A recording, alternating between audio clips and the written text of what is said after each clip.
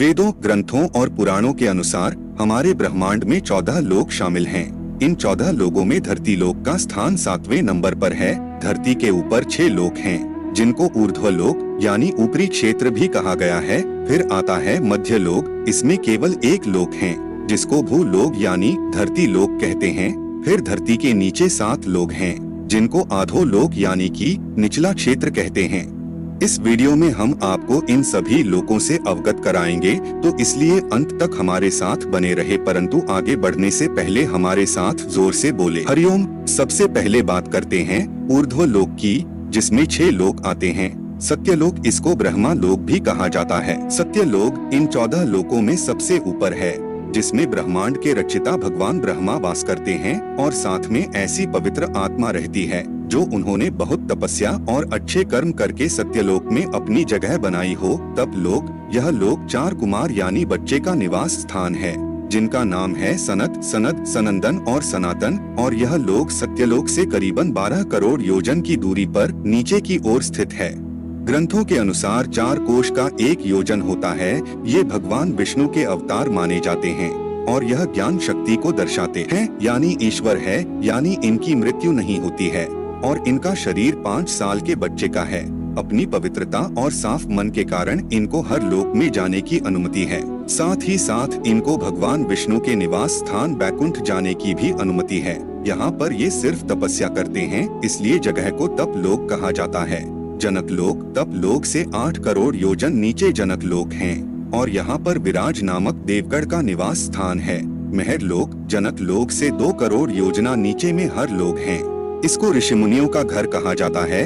यहाँ पर निवास करने वाले ऋषि मुनि वो लोग और सत्यलोक में आने जाने की आज्ञा रखते हैं। ये इच्छानुसार कहीं भी आ जा सकते हैं। यहाँ पर रहने वालों की आयु ब्रह्मा जी के 1 दिन के बराबर है, जो कि मनुष्य की उम्र के हिसाब से 432 करोड़ साल बताई गई है।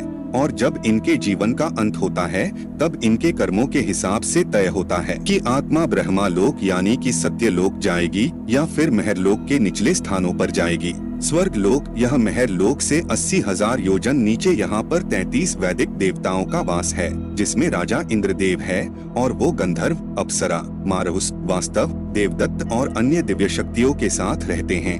ये अकल्पनीय लोकों में से एक है। यहाँ पर अकल्पनीय ठंड, इच्छा करने वाले पेड़, ब्रह्मांड में घूमने के लिए वाहन, विभिन्न आयामों में यात्रा करने की क्षमता, लंबा जीवन काल और बीमारी से स्वतंत्रता शामिल हैं। इनका कार्य राक्षसों के विरुद्ध सबकी रक्षा करना और ब्रह्मांड के मामले में प्रबंध करना है। स्वर्गलोक की राजधानी अमरावती है और यह अमरों का निवास स्थान है। कामधेनु गाय, 3 सर वाला सफेद हाथी जिसको ऐरावत हाथी कहते हैं, उड़ने वाला घोड़ा यानी कि उच्च रेशावा, ये सब इनको समुद्र मंथन से प्राप्त हुए थे। ये देवताओं के संपर्क में रहते हैं और विभिन्न तरीकों से देवताओं की सहायता करते हैं और कभी कभार भूलोक में भी जाने की अनुमति रखते हैं। अगर इनके कर्म और मेहनत अच्छे होते हैं तो उनको देवताओं का पद भी मिलता है और अगर अच्छे ना हो तो मनुष्य या उससे नीचे का जन्म मिलता है। भुवरलोक में 8 और लोक शामिल हैं। ये भुवरलोक और धरती लोगों के बीच में गिने जाते हैं। पहला है ध्रुव लोक, जो कि हमारी आकाशगंगा के बीच का हिस्सा बताया गया है। ये महर लोक से 1 करोड़ योजन नीचे है। दूसरा है सप्तऋषि लोक, ये ध्रुव लोक से 1 लाख योजन नीचे बताया गया है। यहाँ पर सप्तऋषि निवास करते हैं और ये अनंत काल से इस लोक में रहते आ रहे हैं और पृथ्वी के लोगों को दिशा निर्देश देते रहते हैं। तीसरा है नक्षत्र लोक, चौथा है शोर मंडल, 5वां है सूर्य लोक, जो कि धरती और भुवर लोक के बीच में माना गया है।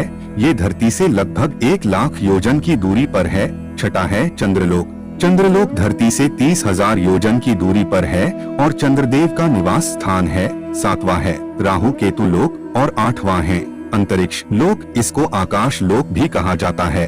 ये धरती से कुछ ही दूरी पर ऊपर की ओर स्थित है। यहाँ पर हवा और बादल होते हैं और ये यक्ष, पिशाच और भूतों का निवास स्थान है। अब आते हैं भूलोक पर यानी कि धरती लोक। ये 14 लोक में से 7वें स्थान पर आता है। यहाँ पर पाप और पुण्य में उलझने वाले इंसान यानी हम ईश्वर और देवताओं की निगरानी में अपना जीवन व्यतीत करते हैं।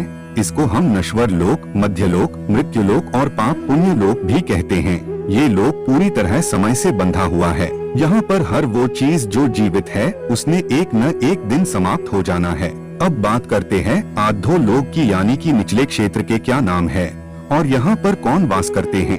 अतः यहाँ पर बाला नामक असुर का राज है जो कि माया का पुत्र है और उसने यहाँ पर 96 प्रकार की माया रची है। विशाल यहाँ पर भगवान शिव का एक रूप अपने पार्षद भूतों के साथ रहते हैं। इनको हटकेश्वर कहा जाता है और यहाँ पर हटकी नामक नदी बहती है। इस नदी में सोना बहता है, इसलिए यहाँ के लोग सोने से सजे हुए रहते हैं। सुताल यहाँ पर भगवान नारायण के प्रिय भक्त प्रहलाद के पोते राजा बाली निवास करते हैं। इनको राक्षस की श्रेणी में सबसे पवित्र राक्षस माना जाता है। सुताल लोक का निर्माण भगवान विश्वकर्मा ने किया था। राजा बलि वही राजा हैं जिनसे भगवान नारायण ने वामन अवतार में भिक्षा के रूप में 3 पग जमीन मांगी थी, जिसमें भगवान ने 2 ही पग में तीनों लोकों को नाप लिया था और तीसरा पग भगवान ने बलि के सिर पर रखा था, जिसके बाद उनको सुताल लोक भेज दिया गया था। इतने बड़े दानी होने के कारण भगवान विष्णु उनसे प्रसन्न हुए थे और उनको सुताल ही नहीं बल्कि समय आने पर देवलोक का राजा बनने का वरदान दिया था। तलताल यहाँ माया नामक असुर निवास करता है। ये असुर के वास्तुकार भी माने जाते हैं। इनको जादूगरी में काफी ज्ञान है और इनके जादू को माया जाल भी कहा जाता है। महाताल इस स्थान पर कश्यप ऋषि की पत्नी का उत्पन्न हुए अनेक सर बाले सांपों का समुदाय रहता है। उनमें खुक, तक्षक, कालिया, सुशील आदि नाम के नाग निवास करते हैं। रस्ताल इसको राक्षसों का घर भी कहा जाता है। यहाँ पर शक्तिशाली दानव और दैत्य निवास करते हैं। यहाँ पर रहने वाले राक्षस देवताओं के पक्के दुश्मन होते हैं। पाताल यहाँ पर सैन्य कुल की महासैन्या सौहीत, धनंजय, धृतराष्ट्र, संघसुर, तंपल, अख्तर और देवदत्त आदि बड़े क्रोधित और बड़े बड़े फन वाले नाग रहते हैं। यहाँ के नागराज वासुकी है और वे यहाँ की राजधानी भोगवाती में निवास करते हैं। एक बार नारद जी पाताल लोक से स्वर्गलोक गए थे और वहाँ आकर बताया कि पाताल लोक तो स्वर्गलोक से भी ज्यादा सुंदर है। यहाँ पर सूरज की रोशनी ना होने के कारण भी उनके मस्तक में लगी मणियाँ इतना प्रकाश करती है कि यहाँ पर प्रकाश की कभी कमी नहीं होती और यहाँ पर सुंदर नदियाँ, सरोवर और कमलों का वन भी है। पाताल लोक से नीचे भी 2 लोक हैं जो कि अस्थायी है। इसमें पहला है पितृलोक। इस स्थान पर हमारे पूर्वज वास करते हैं। जो आत्मा मरने के पश्चात पूजनीय हो जाती है वो यहीं पर आती है। दूसरा है नरकलोक। ये जगह उनके लिए है जिन्होंने पृथ्वी पर सबसे घिनौने कार्य किए हैं, जो कि क्षमा न करने योग्य होते हैं। इनको यहाँ पर सजा के तौर पर लाया जाता है और जब आत्मा को उसके बुरे कर्मों की सजा मिल जाती है तो वह पुनः जन्म लेती है और अपने कर्मों के अनुसार अपने स्थान पे चली जाती है। नरक लोक सूर्यपुत्र यमराज के यमलोक के अधीन आता है, जहां वो अपने सहायक चित्रगुप्त के सहायता से मनुष्य को उनके कर्मों के अनुसार फल देते हैं। तो ये थे सभी लोक जो कि सनातन धर्म में वर्णित हैं। अब आप सोच रहे होंगे कि बैकुंठ लोक का नाम क्यों नहीं आया। बैकुंठ लोक जो कि भगवान विष्णु का निवास स्थान है, इसको आध्यात्मिक लोक कहते हैं, जो कि 14 लोकों में नहीं आता। इन 14 लोकों में भौतिक संसार यानी कि मटेरियल वर्ल्ड या मटेरियल रैल्म आते हैं और इस मटेरियल रैल्म के अंदर करोड़ों अरबों यूनिवर्स यानी कि ब्रह्मांड होते हैं। इन सभी ब्रह्मांडों में अपने अपने लोक होते हैं, इसलिए वे लोक को इन 14 लोकों में नहीं गिना जाता और केवल मोक्ष मिलने के पश्चात ही कोई आत्मा इस लोक तक पहुंच सकती है। बोलो नारायण नारायण। अगर आपको यह वीडियो पसंद आई हो तो इसे लाइक करें और अन्य भक्तों के साथ शेयर करें। साथ ही चैनल को सब्सक्राइब और बेल आइकन को प्रेस करना ना भूलें। मिलते हैं आपसे अगले वीडियो में और भी अद्भुत विषयों के साथ। तब तक के लिए हरिओम।